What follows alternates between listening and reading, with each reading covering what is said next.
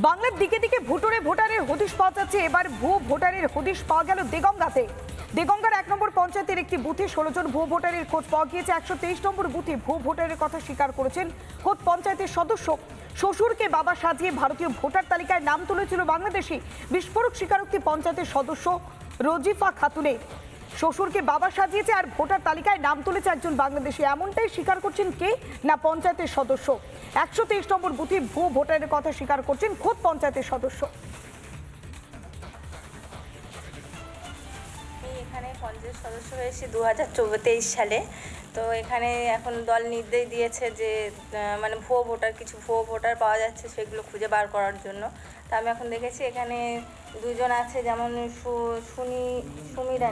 সুমিরানী দাস আর বিশু দত্ত। এদের বাংলাদেশেও মানে ভোটার আছে, এখানেও ইন্ডিয়াতেও আছে। তো আর 14 জন যেমন আছে তাদের মানে কোনো অস্তিত্ব নেই এখানে, সেরকমটাই জানা যাচ্ছে। না না 23 সালের পরে না কিন্তু নাম রয়ে গেছে। শুনলেন তো পঞ্চায়েতের সদস্য রজিফা খাতুন, তিনি বলছেন বিশু দত্ত, যার নাম বাংলাদেশে রয়েছে আর এখানেও রয়েছে। তার স্ত্রী কি বলছেন একবার শুনুন। বিকাশ দত্ত বাড়ি বাংলাদেশে তো? হ্যাঁ, এটা হচ্ছে আপনার যেখানে থাকেন আপনি দেগঙ্গা বিধানসভা এটা, আর আপনার স্বামী যেটা ভোটার হয়েছে এটা হচ্ছে হারোয়া বিধানসভার মধ্যে। এটা কি করে হয়েছে জানেন? আমি ওদিকে ভাড়া করেছি না। হ্যাঁ, এটাও তো ভাড়া করে। এখানে ভাড়া করে আছে, ওখানে ভাড়া ছিল।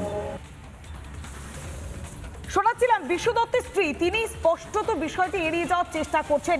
কিন্তু একটি জায়গাতে, একটি মাত্র বুথে যদি এতজন ভুয়ো ভোটারের খোঁজ পাওয়া যায় এবং পঞ্চায়েতের সদস্য তিনি একেবারে নাম ধরে বলছেন এই বিশু দত্ত, যার বাংলাদেশে বাড়ি রয়েছে, বাংলাদেশে তিনি ভোটার, তার নাম এখানে। শ্বশুরকে তিনি বাবা সাজিয়েছেন, অর্থাৎ বিয়ে করেছেন, বিয়ের পর শ্বশুরকে বাবা পরিচয় দিয়ে তিনি এখানেও নথি বানিয়েছেন, অর্থাৎ এখানকার ভোটার হয়েছেন, এমনটাই মানছেন পঞ্চায়েতের সদস্য। অর্থাৎ দিকে দিকে এই ভুতুড়ে ভোটারের হদিশ পাওয়া যাচ্ছে। বারবার দেখা যাচ্ছে কোনো জায়গায় মৃত ভোটারদের নাম রয়ে যাচ্ছে, আবার কোথাও বা নিজেদের পরিচয় গোপন করেছে এই সমস্ত অনুপ্রবেশকারীরা।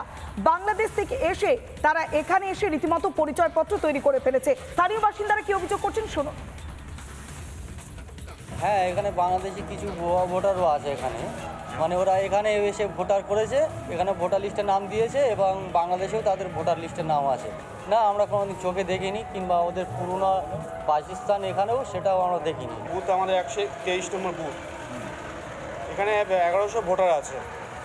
তার মধ্যে 16 জন কিছু মানুষ আছে যাদের এখানে অস্তিত্ব নেই, তাদের কখনো আমরা দেখিনি, তাদের নেই কোনো বাড়ি, তাদের কোনো কিছু নেই এখানে।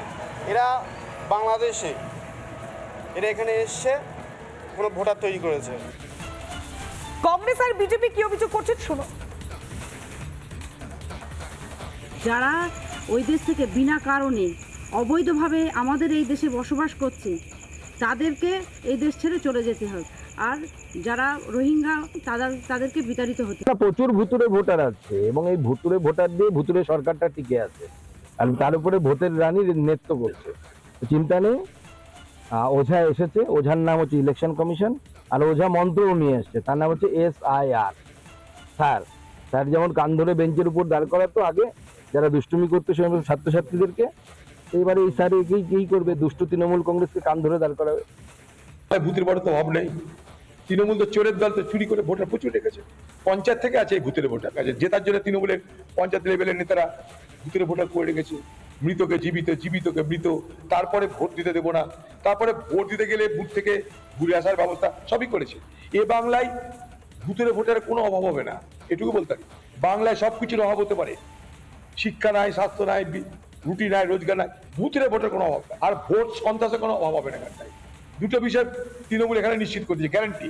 দিদি আমাদের গ্যারান্টি দিয়েছে এ বাংলায় ভোটের সন্ত্রাস হবেই, আর এ বাংলায় ভোট জিততে মস্তানি হবেই। পুলিশ আর তৃণমূলের যৌথ সন্ত্রাস এখানে চলবেই, তার সঙ্গে ভূতের ভোটারের যেন বাংলায় কোনো অভাব না থাকে। দিদির জমানায় চৌর্যবৃত্তির যেমন কোনো অভাব নাই, তেমনি চুরি করে ভূতের ভোটারের এই বাংলায় কোনো অভাব হওয়ার কথা নয়। নানা ধরনের কন্টেন্ট দেখার জন্য লাইক করুন, শেয়ার করুন আমাদের ফেসবুক পেজ, সাবস্ক্রাইব করুন আমাদের ইউটিউব চ্যানেল। পাশাপাশি অন্যান্য ব্রেকিং নিউজের জন্য অবশ্যই চোখ রাখুন রিপাবলিক বাংলায়।